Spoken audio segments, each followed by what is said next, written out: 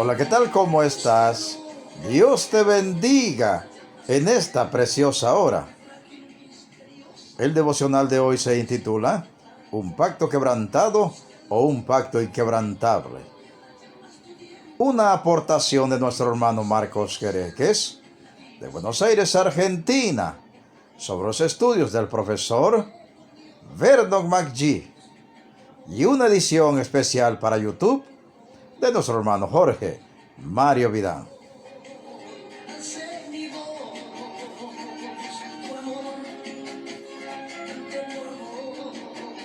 Amigo oyente, el apóstol Pablo es muy enfático al decir en este capítulo 7 de Romanos que el antiguo pacto de la ley que Dios entregó a Moisés sigue vigente para aquellos que se colocan bajo tal ley, pero que para aquellos que han creído y recibido a Cristo por la fe y por lo tanto han muerto en Cristo y resucitado juntamente con Él a una nueva vida, tal acuerdo de la ley es parte de su pasado, puesto que se encuentra ahora bajo el nuevo y eficaz pacto de la gracia del Señor.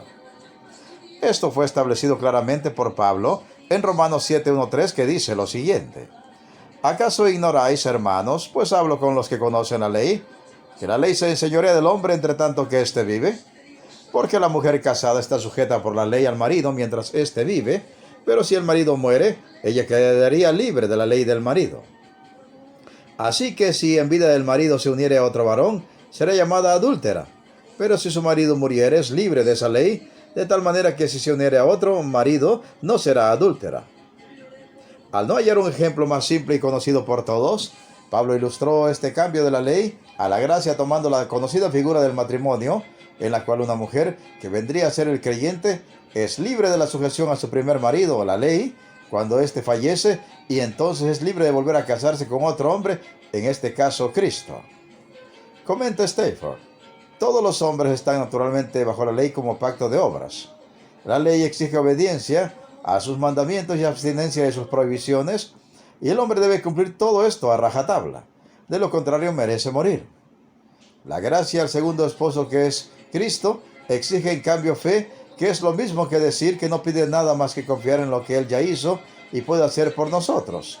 Y no exige más que su fe, porque nada tenemos para darle. La ley puso en evidencia la debilidad y maldad del hombre. La gracia vino a remediar tal debilidad y pecado, trayendo gracia para compensar nuestra debilidad y justificación para compensar nuestro pecado.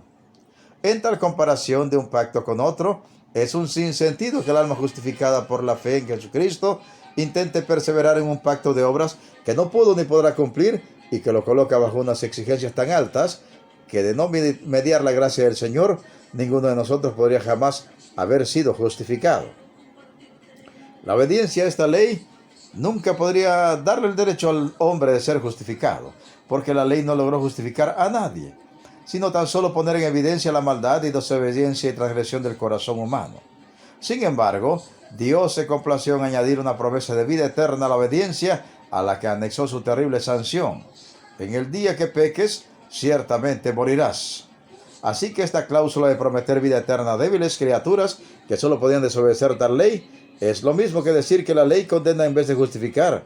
Es lo mismo que decir que saca a relucir lo peor del hombre, no lo mejor.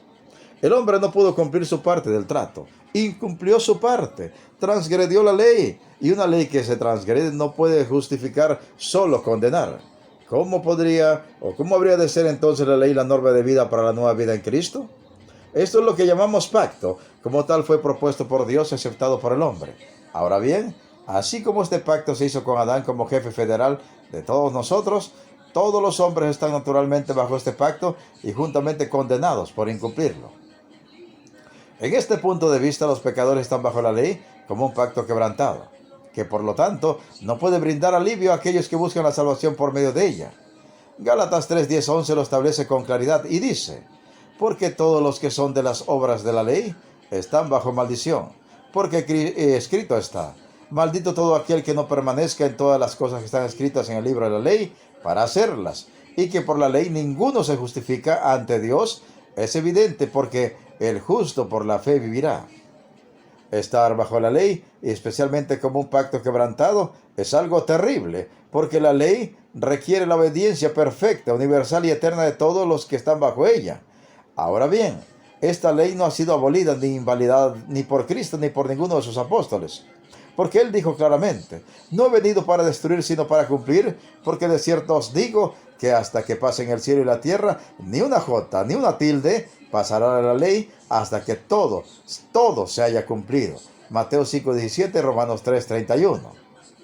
Cuán terrible es entonces tal estado, ya que ningún simple hombre puede cumplir la ley como es debido, es decir, en perfección, porque cuando transgrede un punto de la ley, los transgrede a todos. Y mientras el cristiano no se entrega a la misericordia de Dios en Cristo para vivir bajo su gracia, como su única esperanza y poder para la vida cristiana, entonces sostiene su vana confianza en la suposición de que Dios no insistirá en su pretensión y le justificará debido a sus muchos esfuerzos por cumplir la ley. Nada más lejos de la realidad de esto. El hombre se condena a sí mismo en su esfuerzo de cumplir la ley porque no puede cumplirla, y la misma ley condena a aquellos que la quebrantan. Por eso hasta aquí cabe preguntar, amigo oyente, ¿podría un acuerdo quebrantado traer felicidad? Por supuesto que no. Un acuerdo matrimonial entre dos cónyuges no puede hacerlos felices cuando uno de ellos incurre en infidelidad. El pacto matrimonial por sí solo no puede hacerlos felices si no es respetado por ambas partes por igual. La infidelidad de uno de ellos hace a tal pacto insuficiente para la dicha de ambos. Lo mismo ocurre en un acuerdo comercial entre amigos. Si uno sustrae bienes y dinero robando a su socio, ¿qué dicha podría traer el acuerdo comercial a la sociedad entre ambos? Por supuesto que ninguno. En ambos casos es necesario un nuevo acuerdo por haber sido quebrantado el primero. Ese nuevo acuerdo simbólicamente es la gracia de Dios en su Hijo Jesucristo. Por eso termino preguntando, ¿un acuerdo quebrantado podrá serle dichoso? ¿Un pacto que fue roto podrá traer paz y prosperidad a su alma? Por supuesto que no. ¿Podrá el antiguo pacto de la ley, el cual fue quebrantado por todos nosotros, hacer más elevada nuestra relación con Dios? ¿Podrá hacernos más cercanos a Él? ¿Podrá hacernos más santos y andar más dignamente delante de Él? Por supuesto que no. Para ello es necesario un nuevo pacto, pero no uno que dependa en nada de nosotros, porque el primer pacto de la ley puso en evidencia que nada podemos aportar al acuerdo, sino tan solo transgresión. Este ha de ser un pacto nuevo que no dependa en nada del hombre débil, un pacto que solo exija ser creído y recibido y vivido por fe. Esto pone todo del lado de Dios y por lo tanto hace este pacto eficaz, y más que eficaz, lo hace inquebrantable, porque depende solo de la gracia de Dios para con nosotros, y un pacto que depende solo de Dios no puede ser quebrantado. ¿Se aferrará usted a un pacto quebrantado? ¿O confiará en un pacto que no puede ser quebrantado porque depende solo del Señor y de su fidelidad para con nosotros? ¿Confiará pues en un pacto quebrantado o en un pacto inquebrantable? ¿En qué pues confiará para vivir la nueva vida en Cristo en este día y todos los días de su existencia? Meditemos y reflexionemos en la preciosa palabra de Dios y pongamos toda nuestra fe y todas nuestras obras en el Señor Jesucristo. Se despide de ustedes un siervo de Cristo y servidor de todos, Pedro Navarro Cartagena, desde los estudios de grabación de la Iglesia Cristiana La Viña de Jesucristo, ubicada en Progreso, Yucatán, México. ¿Y sabes qué? La mejor noticia: Cristo viene pronto. Preparémonos para volar a casa hasta el reino celestial. Amén, amén y amén.